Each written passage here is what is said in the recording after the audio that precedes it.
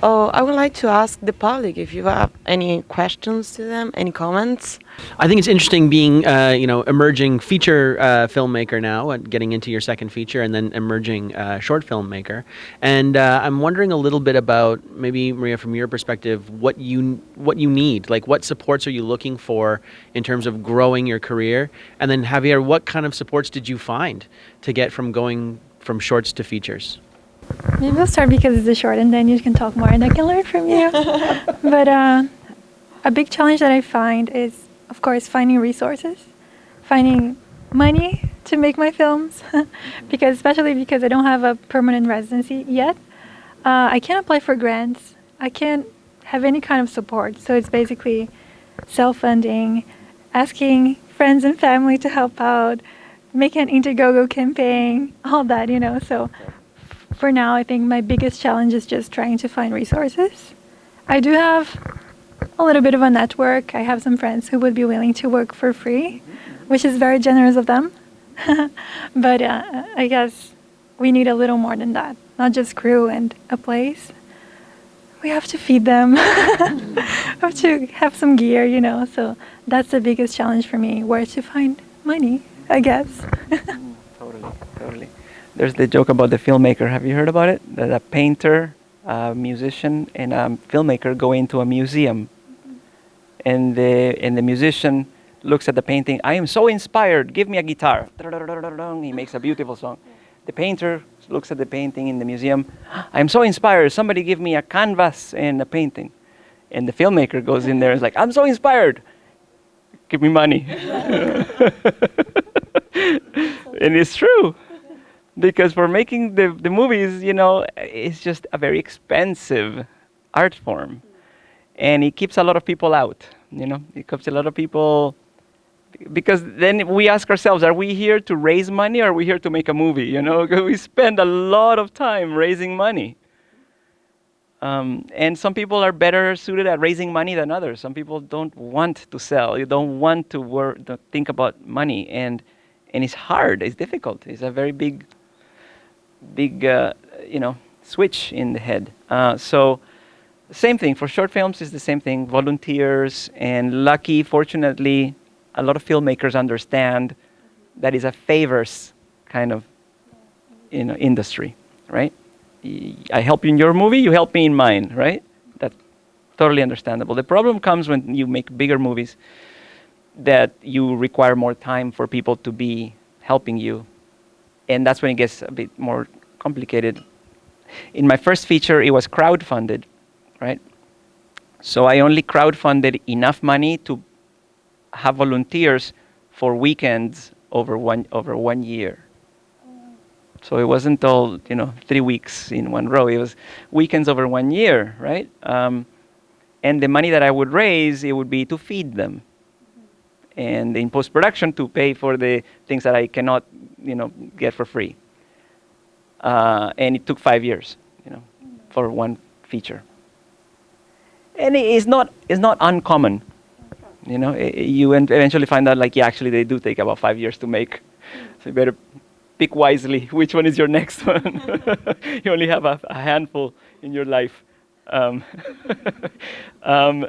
eventually, after you have your first feature, then you can use that to finance your next one, in many different ways. And we can talk all day about that if you want, but we can keep it simple and just understand that your first feature will probably be crowdfunded, will probably be with your friends and family, like you did your short films. And once you have a completed one and you sell it, or it's online and you can say it's on a legit online, then you have the leverage for you to go to a professional funding platform, and ask for more money to pay people for their time now, and people for the time, yeah. Great. Do we have any other questions? Thank you so much, Maria and Javier. It's awesome to see the two of you talking about your experiences.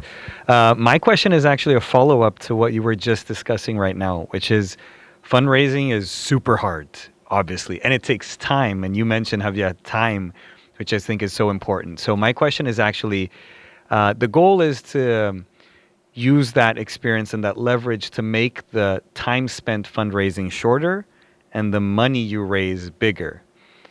But what is the point where too far, where it's like, this is too far? It's like, I'm investing already too many years in trying to fundraise for this project. I've already invested too much time and energy. Should I stop with this project and move to another one? Or should I keep pushing? Is there a moment where you feel that happens? Yes, but I think in my case, it never takes that long. We always put a deadline, like, oh, we are actually going for production this month, and then we make it work. Doesn't matter if we have little or if we have more than we expected. I think we just have to put a deadline for ourselves for a short film. Smart. Otherwise, we won't make anything. But for a feature, I don't know. So I'd like to hear your opinion. I guess it depends on if it's your first feature or if it's a feature that you have. For the time that it takes to finance a film, you have a calendar in Canada, anyways, and the calendar has deadlines of applications for all the public grants that help filmmakers make movies. Okay. In Canada, we have Telefilm. Telefilm Canada is every country has a telefilm. Every country has their own funding based on taxpayers' money that has to go to filmmakers. So Canada has Telefilm, and so the first group to give you money usually is Telefilm, the very first one. And as soon as Telefilm gives you money, usually the rest will follow, because they act as a form of gatekeeper, veto power. You've submitted so much paperwork to Telefilm, and they've gone through all that if they say yes to you, then the other ones are like, oh, I don't have to read the paperwork. Yes, give her money. That is easier for them because it's a system, that it's already in place, for better or worse, because sometimes those systems don't work, and to change the system is just so hard. Anyway, that's another can of worms. But for the most part, Canada is in the fortunate position that it has a very clear financing system for independent cinema and for television and even short films. There's funding for shorts. You just have to know where to find them, but there is funding for short films. The problem with funding through institution is that you have to wait. And you don't know if they're going to give you the money. You may wait 6 months and they say, sorry, and then you wasted 6 months. Or they say nothing and they keep you waiting and you never hear. 100%. So I think your method is better. Give yourself a deadline. Give a deadline and whatever happens. Well, I think that we can keep talking like this for hours. But since we are in a film festival, I think that maybe the last question would be, this is all about making the film, like the creative process, knowing how to finance it.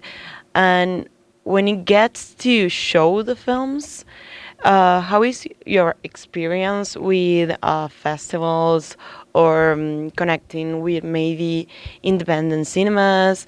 Because this takes a lot of work, and maybe sometimes for emergent filmmakers, it can be a little frustrating just having all this work, a beautiful short film, a beautiful feature, and don't knowing what to do with that, more than showing them it to their friends and family. So what would you recommend in terms of distribution? I mean, I haven't distributed a short film yet, so I can't tell you anything about that. But about the festival submission selection, I think it's just a bit overwhelming at the beginning because there's so many festivals. But then I was trying to look at festivals that are here in Vancouver, and then those that are specific to what I am doing. So, for example, Peliplat was obviously a good option because I am from Latin America, and I really like the work that they are doing. So it was something that I was excited to submit. And some others, in the beginning, I was looking at some international festivals as well. I got into some American ones, but it's always more challenging because you can't go there all the time to, be part of the festival, to make connections, to network and all that. So sometimes it's not the best strategy. I guess for me, it was just like trying to find things that I could actually attend and that were worth the time and effort to apply, I think. Yeah. Great, great. Do you have a budget for festivals? Oh, so we had a little bit of budget after we finished our short film. So we used that, and then I was just using my own money afterwards. Yeah, but And do you It- have a limit of how much money or how long time you want to apply? Or honestly, I'm not sure. But I was thinking maybe for my short, just 2 years should be fine because I'm working on other shorts as well, and I want to put the money that I have on the other ones as well. And I think every time I make something new, it's a bit better. So the chances of getting something out of that is a bit bigger as well. So that's my plan. yeah, I have nothing to say. Exactly what you said. Yes, 100%. I think I did and I still do what you're saying. I mean, there's some platforms now that do short films, and there's some distributors, but there's very few. There's not very many short film distributors. You know, it's just harder to distribute a short because there is no market for short films. I mean, like a commercial outlet, like a broadcaster. Or cinemas. It used to be back in the day where they opened a feature film with a short, but that doesn't happen anymore. So there's fewer people that are interested in purchasing your film after it's done. Shorts International is a very good company that you can check out. I think they're in Spain. I can't remember, and they're one of the few companies around the world that specializes in shorts, and they watch your short and they say yes or no. And the problem is that it's so competitive that, I mean, how many short films, right, like in the world? So, you can either start looking for a distributor like Shorts International, or you can look for an online platform. I don't know if you've seen Dust. If you make a sci-fi, there's an online platform called Dust. And I think they have one for horror. There's Dust and something. Anyway, for genre films. Like horror and whatnot, they have an online platform that purchases your script or your movie finished, and they give you a little bit of money, and then that's it. You $1,000 or $500, and you keep the money keep the movie on the platform. Other ways, in Canada they have the CBC has sometimes they purchase short films. The CBC purchases, and they have something called the Film Face Off, which is like a TV contest where they put short films against each other across Canada. Is one way to put your movie or your short film on TV. So there are some places to put your films out there, but there's not many, and you can't expect to make your money back. It just doesn't pay you enough.